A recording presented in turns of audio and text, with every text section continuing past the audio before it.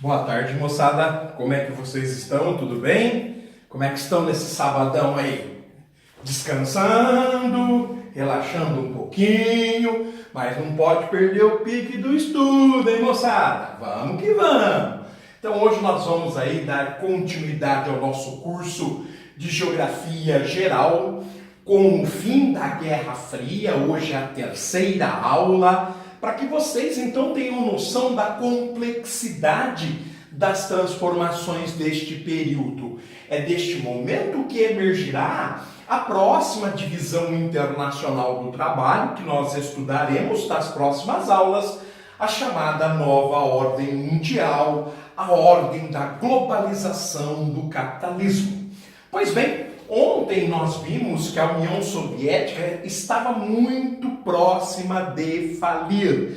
E por que isso acontecia? Porque 5% de sua população, constituída pelas Forças Armadas, nomenclatura e politburo, precisavam, para desempenhar suas funções, de 50% do PIB do país, enquanto o restante, 95% da população, também dispunha do mesmo valor.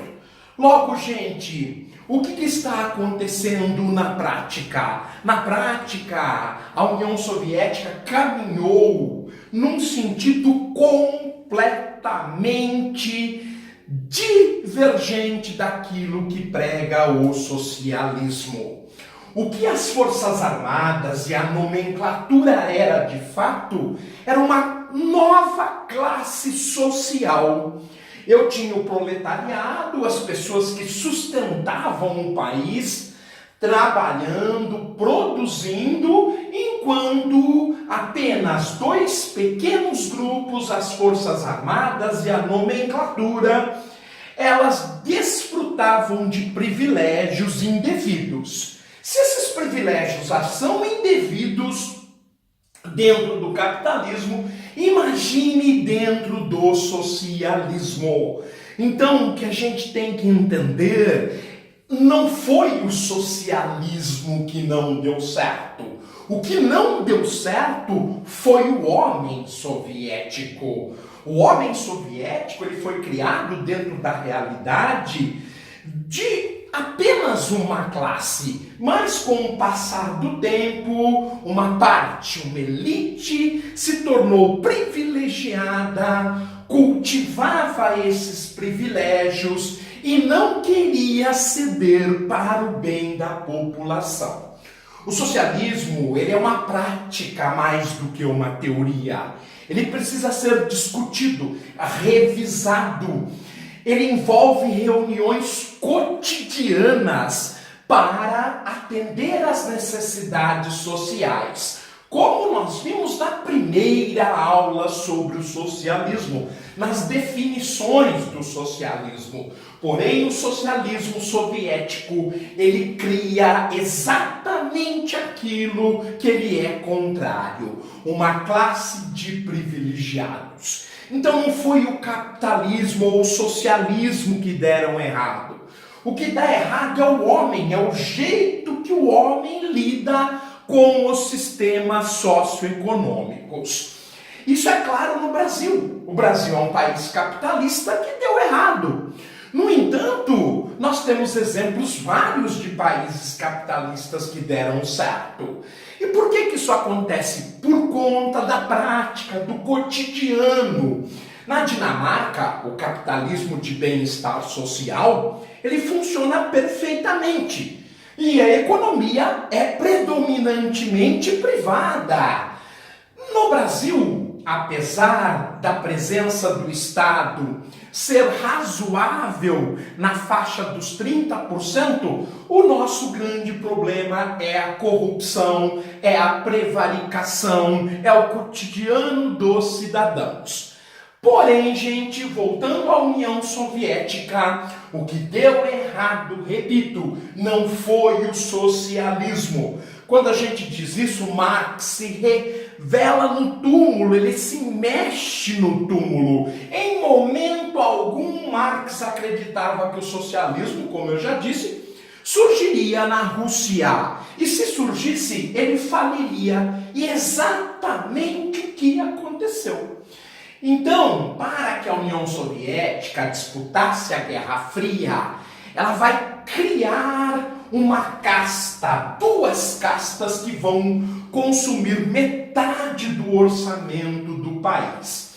Os 10 milhões de funcionários públicos, a chamada nomenclatura, entre eles a elite que determinava os rumos da União Soviética, o Politburo, a elite da nomenclatura, e como já sabemos, absurdos, 750 bilhões de dólares eram consumidos todo ano pelas Forças Armadas Soviéticas para enfrentar a muito mais eficiente, tecnológica e mutante Força Armada dos Estados Unidos, que é verdade, gastava apenas 3% do PIB.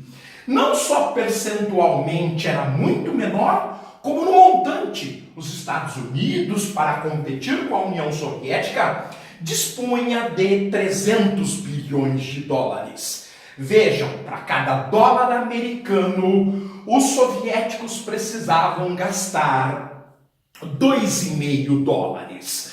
No entanto, gente, o sacrifício social da Guerra Fria era muito menor nos Estados Unidos. Antes de Ronald Reagan dobrar o orçamento militar, ele consumia apenas 3%.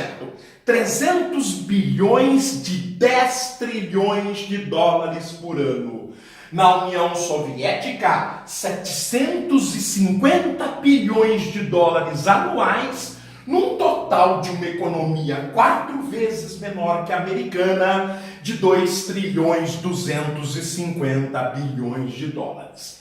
Este era o pepino que Gorbachev vai ter que resolver.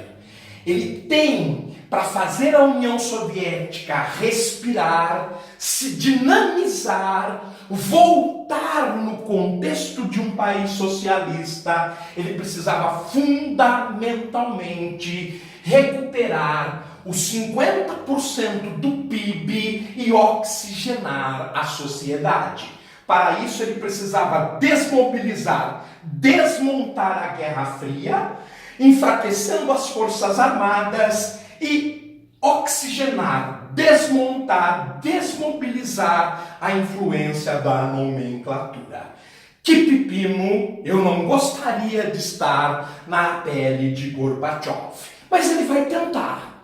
E ao tentar, esses problemas que eu disse para vocês, eles eram escondidos. Ninguém sabia que a União Soviética vivia essa situação de uma classe social criada no contexto da Guerra Fria e que sugava metade da qualidade de vida do povo soviético. Por isso que os analistas ocidentais não entendiam a União Soviética, capaz de colocar uma sonda em Vênus, um robô na Lua, uma sonda em Marte, mas incapaz de construir um trator de boa qualidade, uma geladeira de boa qualidade. E isso era muito estranho. Porém, Gorbachev vai colocar à baila todos estes problemas.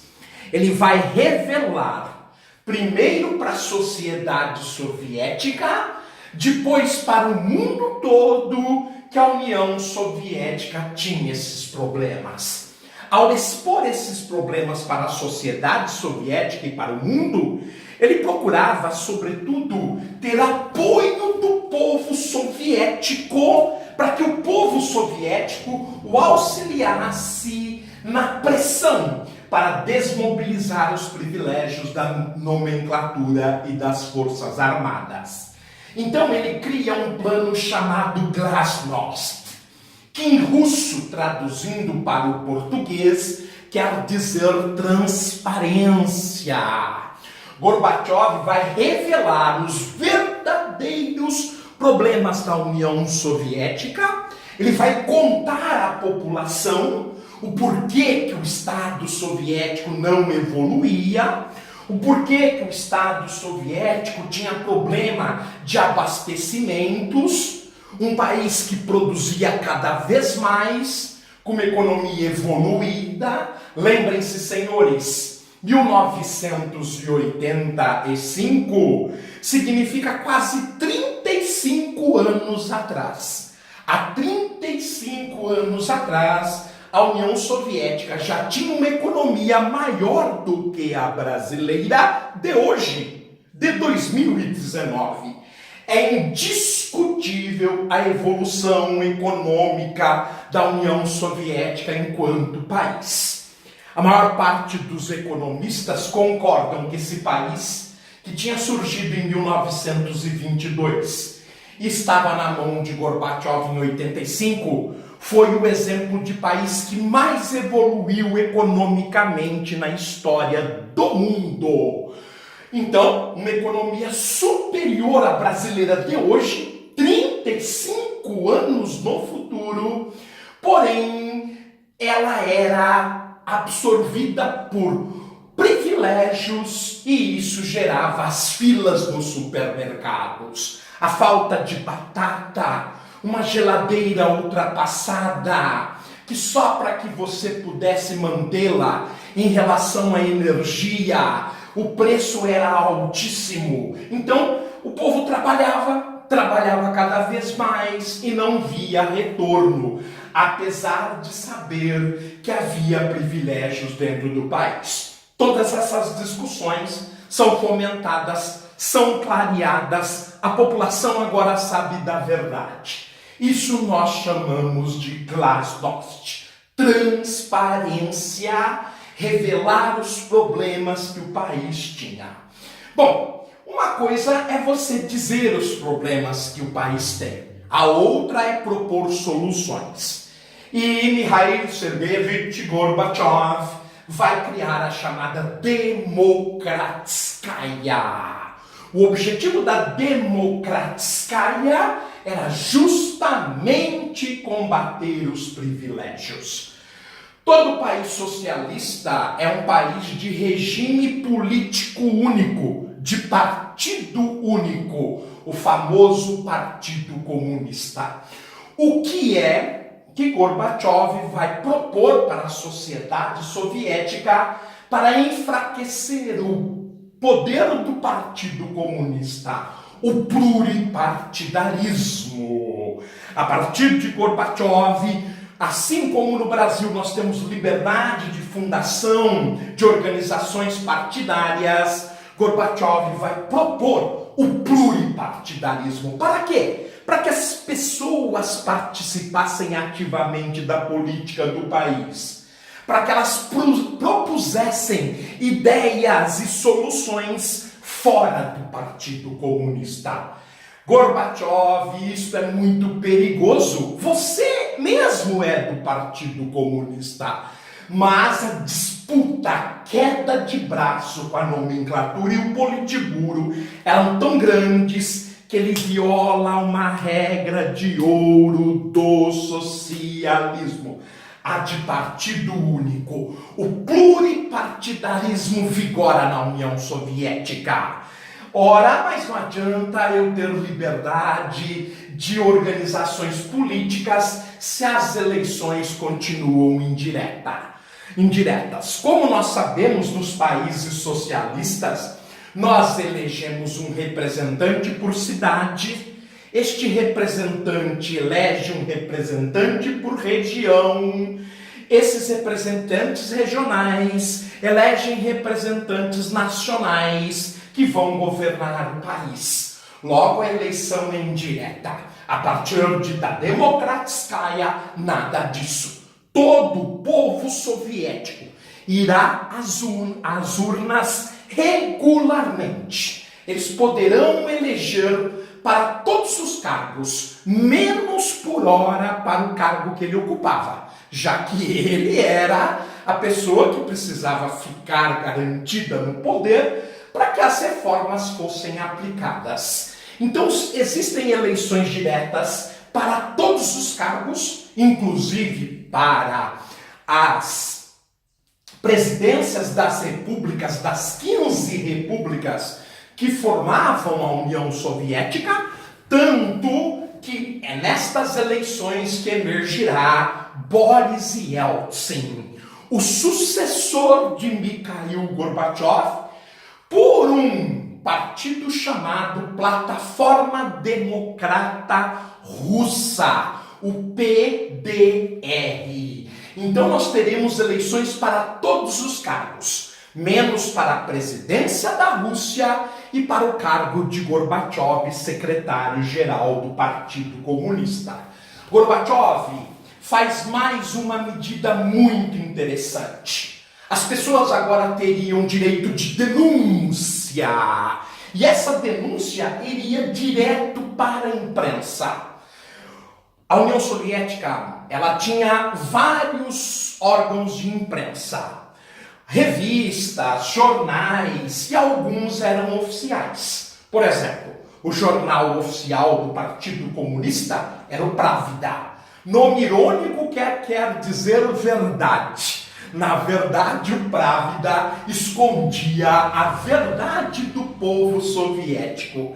Então, com a liberdade de imprensa, agora um cidadão num bairro, ele pode produzir sua própria revista, seu próprio jornal, sua própria fanzine e mostrar o quão corrupto, o quão errado, prevaricador era a nomenclatura.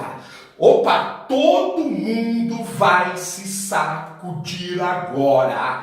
A União Soviética vai respirar liberdade, democracia e reformas. Mas, mais do que isso, era necessário garantir uma melhoria da qualidade de vida. E o nosso Gorbachev vai propor reformas econômicas no socialismo, a perestroika, a terceira reforma de Gorbachev. Perestroika, que também é chamado em português de reestruturação. Porém, nós vamos deixar isto para a próxima aula.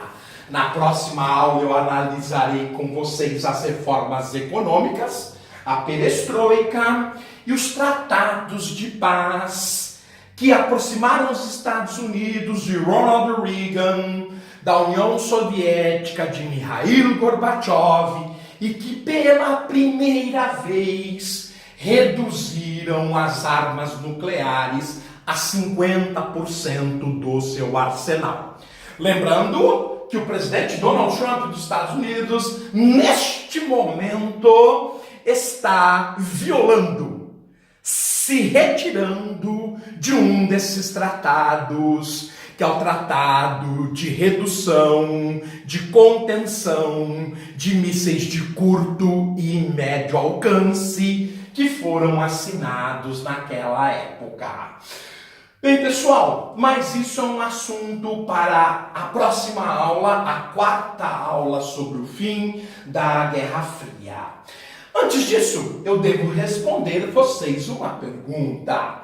Vocês devem estar pensando, ora, mas Gorbachev fez tudo isto, a Glasnost, a Demokratskaya, para afetar as Forças Armadas e a nomenclatura. E será que elas ficaram quietas, já que elas estão perdendo o poder e os privilégios econômicos? Obviamente que não. Elas se voltarão contra Gorbachev e tentarão derrubá-lo para manter os seus privilégios. E é por isso que a União Soviética desaparece e junto com ela acaba a Guerra Fria. Porém, amigos, as ações das Forças Armadas e da nomenclatura é assunto para a próxima aula. A aula de hoje já está um pouquinho longa.